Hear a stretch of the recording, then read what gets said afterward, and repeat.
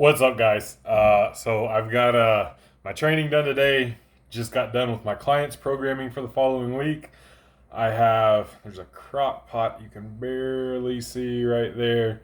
My meal prep getting cooked. So let's get this Q&A in. What split would you use for 5 times a week for general strength, not powerlifting specific?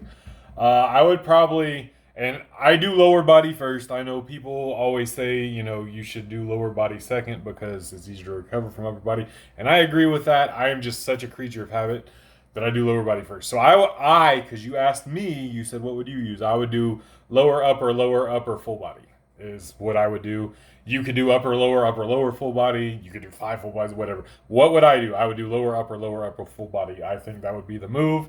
I would probably do like my squats and maybe some plyometrics on the first day.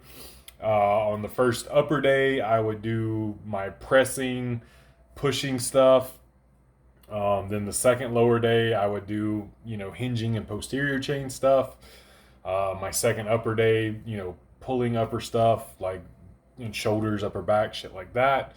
And then my full body day, where am I weak? What do I need extra work on? And probably more conditioning focused than the specifics. Other than those weak points I want to nail down. Roughly what I would do off the top of my head.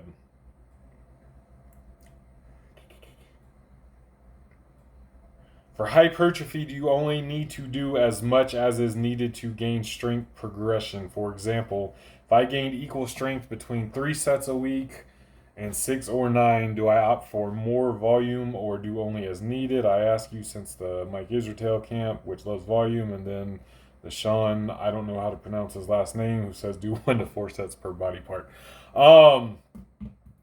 It's proximity to failure. I think that's the consensus with hypertrophy. It's, how close are you getting to failure and how many times? You should be progressing in strength just by virtue of the work you're putting in. If hypertrophy is the goal, you should be striving to get stronger within whatever those rep ranges are. But, this is a little over my head. I don't know. I'm a more is better person.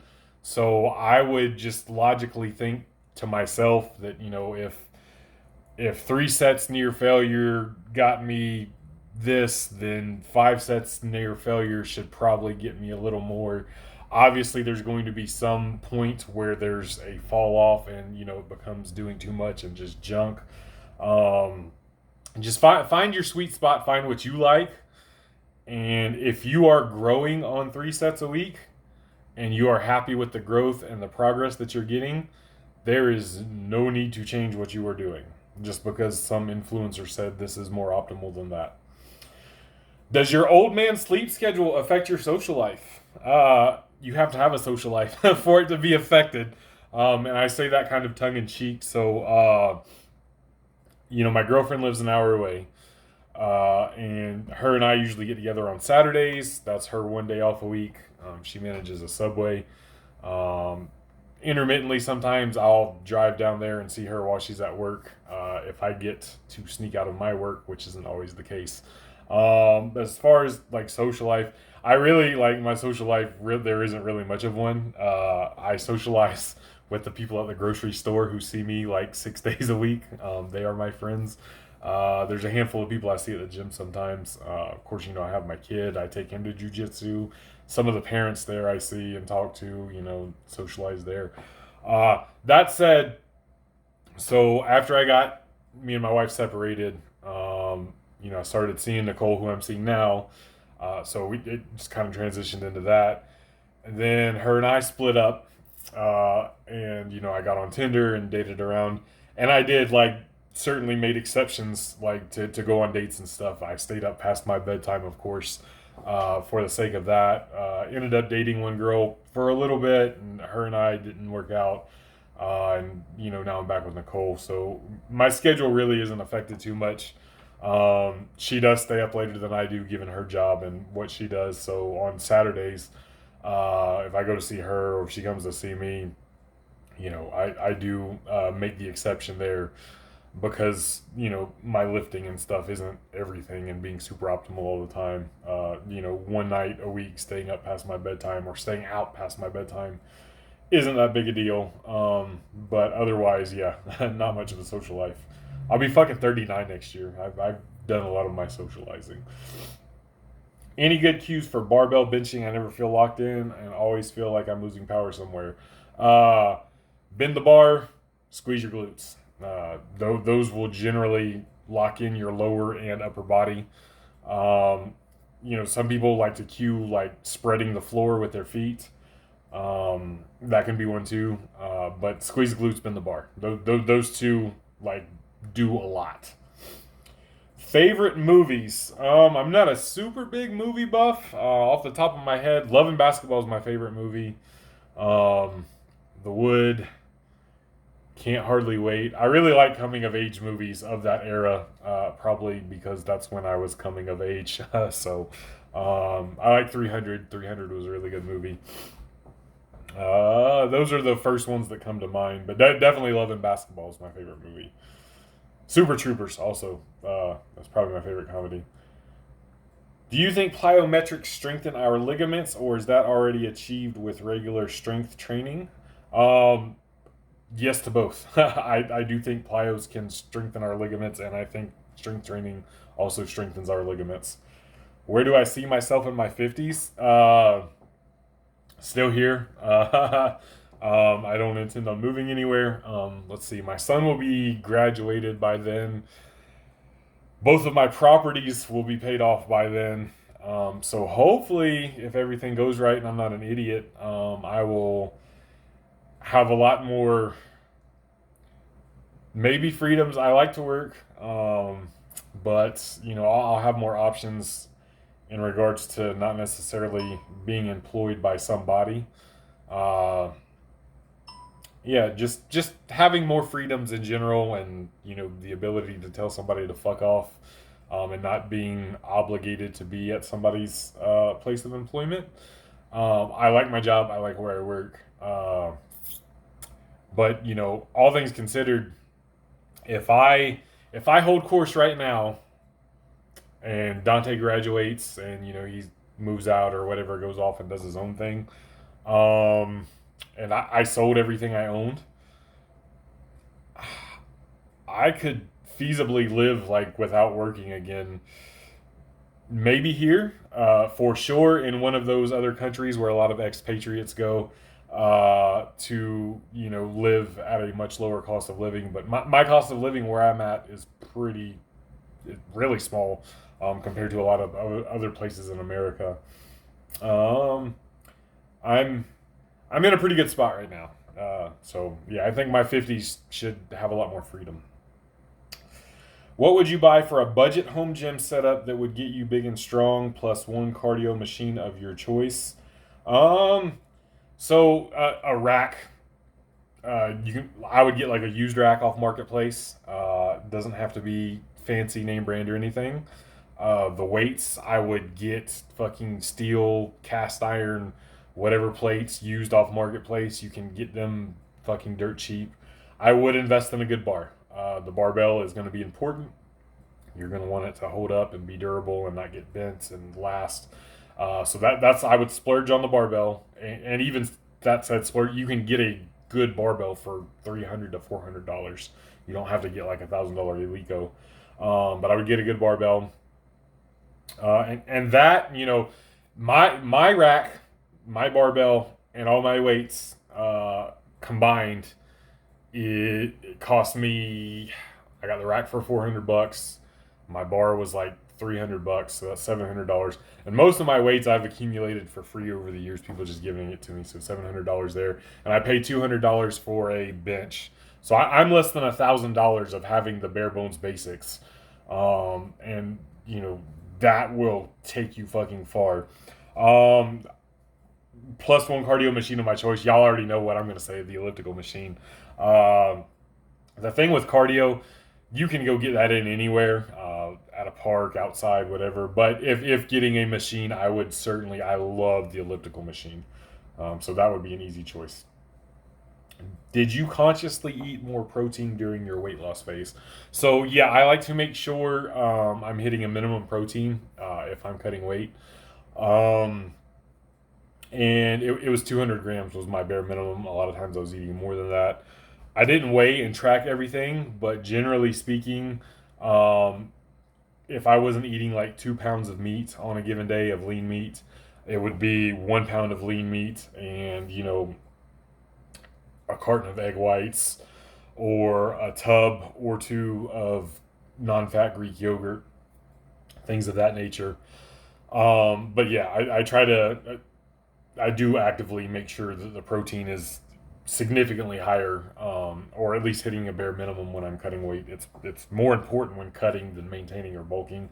That said, even when maintaining and bulking, generally speaking, most days there's going to be a minimum of a pound to a pound and a half of some sort of lean meat, and then various eggs or egg whites or Greek yogurt, tofu, tempeh, whatever throughout the day. What's your opinion on or experience with microloading using like 2.5, 1, or zero point 0.5 pound jumps for presses or anything? I've never done it. I think it can be a viable option on like strict overhead press just because the weights are so small. That said, it's a viable option if and only if you are using the same exact weights for every session. So if you're like at a public gym, like at an LA Fitness or a Crunch or something like that, where you're using different 45s or 35s, 25s, those weights aren't calibrated and there can be up to a 10% variance in them. So if you're loading 140 pounds today with, these 45s and these 2.5s, uh, next week you might be loading 140 pounds with 45s and 2.5s, but they're different 45s and different 2.5s. And last week's actually weighed 142 pounds. This week's weighs 138 pounds. So at that point, like, there's no fucking sense in microloading. It's not going to make any sense. If you are using calibrated plates and or you're using like the same exact weights every week, so you have your own personal 45s and 25s and stuff, and you're using those same exact ones every week, then it can be an option because then you are micro loading the same weight, even if those weights are off calibration. If this 45 weighs 47 and this 45 weighs 46, they're the same 47 and 46 every week. So you're upping the micro dosage on the same weights every time.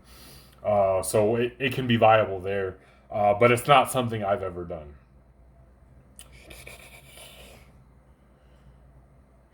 Recently, there's been somewhat of an uptick in people noticing that throwing athletes at the Olympics are strong as fuck. I've always known that, just to be fair, but I've always, liked all sports in general. Do you think they are so strong simply because they are freaks of nature, or does the massive amount of plyo explosiveness work? Well, they do have a part to play. Do you think plyo has made you stronger than just doing SPD? So, are they freaks of nature? A lot of them, very much yes. There's some big boys and they're fucking moving. Um, does the massive amount of plyo explosiveness work that they do have a part to play? Also, yes. They also do a lot of strength work too, though. Let's not neglect that either. They do heavy bench presses, they do heavy squats, they do some heavy fucking power cleans and shit too. So, uh, and I think a lot of their training, you don't see them maxing out a lot, um, but they move heavy ass weights really fucking fast, and there's something to be said for that. Fred Hatfield, who I simp for all the time, was onto that years and years ago, and I think that's where the meat and potatoes of most strength athletes training should be. It shouldn't necessarily be in that 90% plus range, but a lot of that 75 to 85%, and just trying to fucking throw those weights through the roof in whatever lift you're doing. Um, I think plyos, they play their part for me in my training. They're more of a fun thing for me. They've certainly helped with overall physical prowess. Um, I've never trained them to carry over to like my strength work or anything like that. And I've never really periodized my plyometrics either. It's really been fun in the background stuff.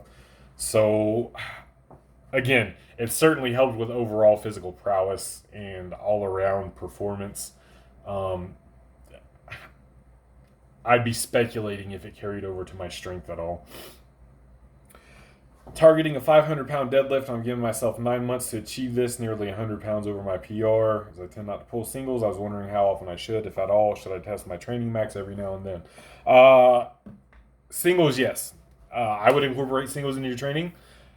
Testing single, no. I would not test training maxes.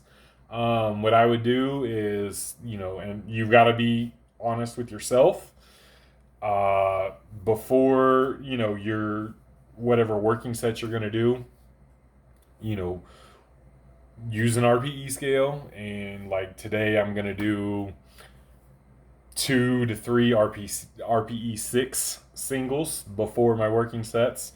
Again, just something you can move quickly with technical efficiency and just call it part of your warm ups. And then the next week, maybe I'll do 2 RPE 7s. The week after that, maybe I'll do 1 RPE 8. Again, now you're getting to where it shouldn't be taxing, but it's starting to be challenging now. And it's going to help build that technical prowess and give you confidence for when it is time to do that, when you do go for your max. Maybe an RPE 9 single every now and then sprinkled in there with this. And these can just be sprinkled in there. And again, you got to be honest with yourself. You don't go in thinking, oh, I'm going to do an RPE 9 single at this weight before my working sets because that'll get you in trouble. You go in and you take the RPE 9 single that is there before you do your working sets. And then, when you do get to that peaking phase, you have had some practice and you probably won't need as much of a peaking phase and you'll save some fatigue and stuff there. But no, you absolutely don't. Yes, 2 singles and heavy singles throughout your training, but no to testing maximal training singles. You save the testing for the end. The only thing testing is going to do is going to cause fatigue and is going to give you information that you didn't need anyway. Favorite chin-up pull-up accessories? Well, yeah, I don't have accessories for chin-ups and pull-ups. They are an accessory movement for me, and I do just do them. I like weighted, of course, and I'm sure you mean that as well. Looking at it, like pull downs would be the first thing that would come to my mind to do them, but I don't program accessories in regards to benefiting my pull-ups at all. That's not something I've looked at. If you can recover from it, can you always add more volume? Adding an extra set per bench session every week. I fail to rep PR. Has been going great for me for 3 months now, and I still feel very fresh. Theoretically, can I continue the strategy for as long as my body can take it? Absolutely yes. If it ain't broke, don't fix it.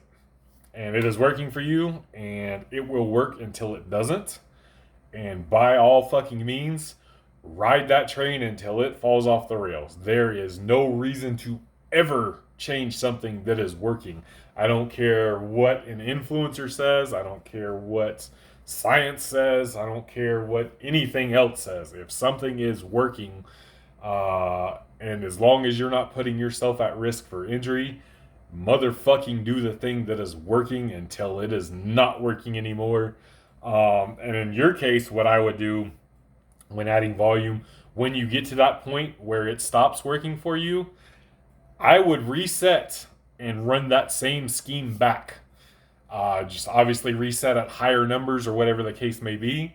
But reset, run that shit back, and I would imagine it is going to keep working again for a long time. And even then, I would look at running it back again and doing that, unless you get bored. If you get bored and you want to switch it up, by all means. But if we're just talking about being effective and optimal, I would reset and run back also and run that until it falls, the train goes off the rails. Yeah, that is extremely viable, and keep doing what you are doing. Peace.